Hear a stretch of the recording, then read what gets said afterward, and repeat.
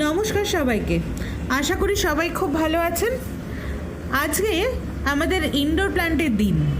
ঘরের কোণে যে ছোট ছোট সবুজ প্রাণগুলো আমাদের দিনটাকে সুন্দর করে তোলে, আজ ছিল তাদের যত্নের দিন।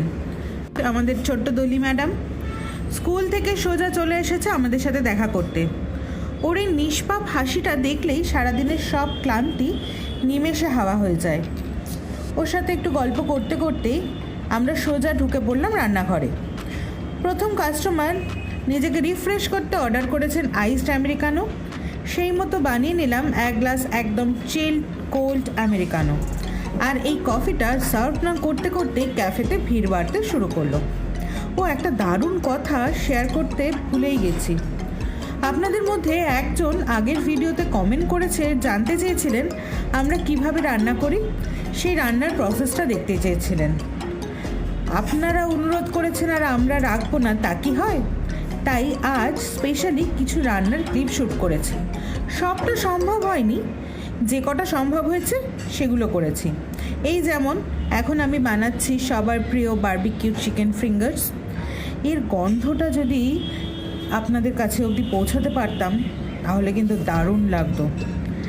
আমি যেমন এখানে চিকেন ফিঙ্গার্স সামলাচ্ছি, অন্যদিকে প্রিয়াঙ্কা কিন্তু একদম একা হাতে বাকি স্যান্ডউইচ আর কফির অর্ডারগুলো ঝড়ের গতিতে সামলে নিচ্ছিল। চিকেন ফিঙ্গার্সের পরে আজকে অর্ডার এলো এক plate healthy bake chicken with sauteed vegetable. ও হ্যাঁ, এরপর এলো আমাদের ক্যাফের অন্যতম আকর্ষণ পিৎজা। অনেকে এই পিৎজাটা আমাদের এখানে অর্ডার করেন, কিন্তু জানেন তো তাড়াহুড়োতে পিৎজাটা যেই না ক্যামেরার সামনে দেখাতে গেছি, ও মা, ওটা প্লেট থেকে স্লাইড হয়ে পড়ে যাচ্ছিল। আমি তো জাস্ট চমকে গেছি, অল্পের জন্য বেঁচে গেছি, না হলে আজকে একটা বড় সড়ো পিৎজা কাণ্ড ঘটে যেত ক্যাফেতে। এরপর ব্যাক টু ব্যাক অনেকগুলো আমি রিফ্রেশিং ড্রিঙ্কস বানালাম। গরমের দিনে ঠান্ডা ঠান্ডা ড্রিঙ্কস পরিবেশন করতে বেশ ভাল লাগে। কিন্তু এবার বলি আমাদের ক্যাফের সেই সিক্রেট আইটেমটার কথা, যেটা একবার যারা অর্ডার করেছেন তারা বারবার এসে এটাই চান। হ্যাঁ, আমাদের ক্রিসপি চিকেন চিজ বলস। ওটা বাইরেটা মুচমুচে আর ভেতরটা একদম চিজ মেল্ট হয়ে যায়। এক কথায় জাস্ট স্বর্গীয়।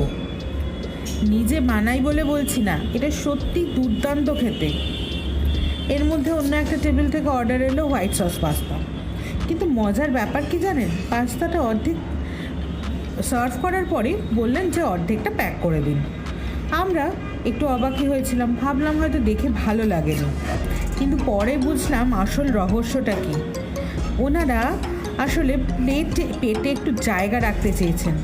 আমাদের ক্যাফের যে হট ব্রাউনি উইথ আইসক্রিম আছে, নরম গরম ব্রাউনি, তার উপরে ঠান্ডা ঠান্ডা ভ্যানিলা এক স্কুপ আইসক্রিম, ওটার জন্য ওনারা জায়গা রেখেছিলেন। এইটা না খেলে নাকি ক্যাফেতে আসাটাই সার্থক হয় না ওনাদের, এটা বলে গেছিলেন। আজকের দিনটা এভাবেই গল্পে, রান্নায় আর মিষ্টি কিছু মুহূর্তে কেটে গেল। ভিডিওটা কেমন লাগলো কমেন্ট করে জানাবেন, কিন্তু ভালো লাগলে লাইক আর সাবস্ক্রাইব করতে ভুলবেন না। দেখা হচ্ছে আবার পরের ভিডিওতে। টাটা।